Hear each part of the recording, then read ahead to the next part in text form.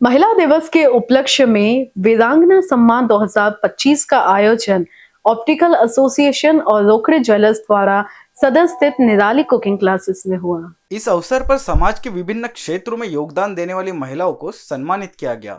Cooking क्षेत्र में नीरज जैन, खेल क्षेत्र में सुनीता धोटे, मीडिया में जर्नलिस्ट प्रभा ललित सिंह, साहित्य और कला में प्रियंका शक्ति ठाकुर और महिलाओं के विकास में नेहा जोशी को सम्मानित किया गया।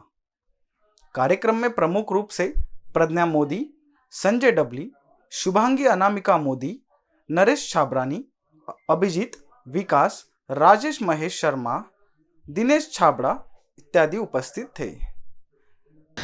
सभी को मेरा नमस्कार। मैं ऑप्टिकल एसोसिएशन की प्रेसिडेंट प्रज्ञा विनीत मोदी आप सभी के सामने आज उपस्थित हुई हूँ।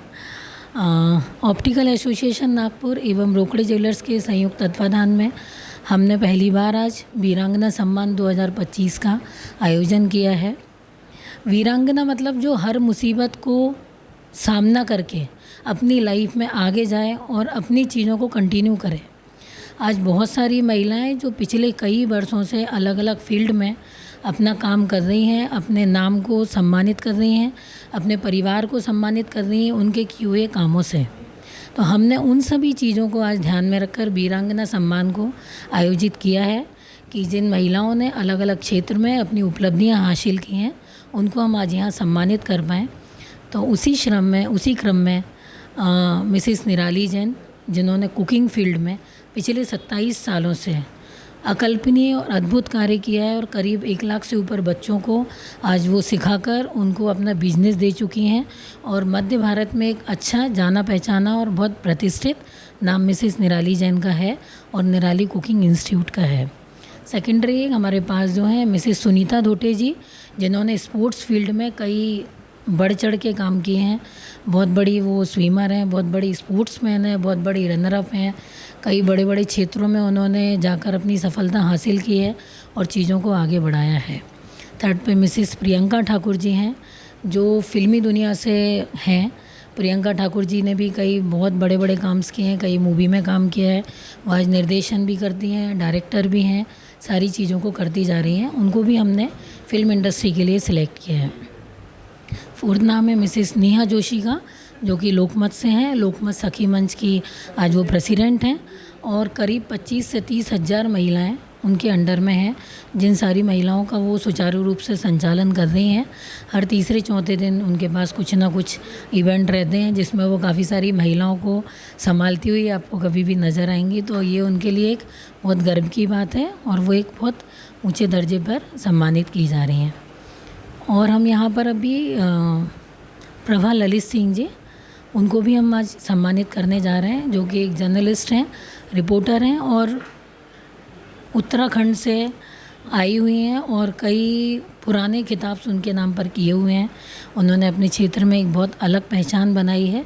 इन सभी पहचानों को ध्यान में रखते हुए आज हम इन सभी लोगों को ऑप्टिकल एसोसिएशन नागपुर की तरफ से सम्मानित करने जा रहे हैं और हम खुद में एक गर्व महसूस करते हैं कि हम एक महिला हैं और इन महिलाओं के कार्य को हम समझकर उनको आज प्रोत्साहित कर रहे हैं। Thank you so much. महिला दिवस के उपलक्ष्य में सबसे पहले सभी महिलाओं को महिला दिवस की शुभकामनाएं देना चाहती हूं और अपने अनुभव से ये बताना चाहती हूं कि यदि लेडीज़ में अपने आप पे विश्वास रहे और आगे बढ़ने की अंदर से क्षमता रहे, तमन्ना रहे और मेहनत करने का यदि उनके अंदर जुनून है तो उनको आगे आने से कोई भी नहीं रोक सकता। Thank you. हेलो, नमस्कार। मैं डॉक्टर सुनीता धोटे, पेशे से मैं प्रोफेसर हूँ। मेरे को बहुत आनंद हो रहा है कि रोकड़े ज्वेलर्स और ऑप्टिकल एसोसिएशन की तरफ से मेरे को वीरांगना सम्मान अवार्ड फॉर 2025 इन्होंने सेलेक्ट किया हुआ है। वैसे मैं पेशे से प्रोफेसर हूँ लेकिन एक पैशनेट एथलीट हूँ। मैं नागपुर की पहली आयरनमैन महिला 70.3 जिन्होंने किया हुआ है। कोई भी 18 साल के बाद ये इवेंट कर सकता है। ये ट्रायथलॉन है जिसमें स्विमिंग, साइकिलिंग, रनिंग एक साथ करना पड़ता है। तो मैं पहली महिला विदर्भ से हूँ। अभी तक किसी भी महिला ने अभी तक किया हुआ नहीं है। अभी कुछ करने की कोशिश कर रही है और ये पूरा जो ट्रायथलॉन है, जैसे पहले स्विमिंग करनी पड़ती है 1.9 किलोमीटर्स और उसके बाद साइकिलिंग करनी पड़ती है 90 किलोमीटर और उसके तुरंत बाद रनिंग करनी पड़ती है 21 किलोमीटर। तो ये सब मैंने एक साथ 7 घंटा 40 मिनट में पूरा किया हुआ है और ये थोड़ा हाई इम्पैक्ट होने के कारण इसको आयरन मैन बोला जाता है। सो आयरन मैन ये टाइटल है, इसीलिए मैंने बोला महिला आयरन मैन, है ना। तो अभी तो काफ़ी लोग करने की कोशिश कर रहे हैं और मुझे आनंद है कि मैं इस फील्ड में पहली महिला रही हूँ और ऑफ कोर्स मैं 2-3 बार फेल हो चुकी हूँ क्योंकि ये सब कट ऑफ टाइम के अंदर करना पड़ता है। तो फेल हो चुकी हूँ लेकिन तभी भी कोशिश की और पहली ठहरी। तो ऐसा है कि शायद एक सारी महिलाओं को अपने हेल्थ के लिए सजग रहने के लिए ये मेरी कोशिश रही है कि आप अपने दिन का कम से कम 1 घंटा तो निकालिए अपने हेल्थ के लिए, क्योंकि सारी महिलाएं क्या करती है अपने हेल्थ को सबसे पीछे रखती है।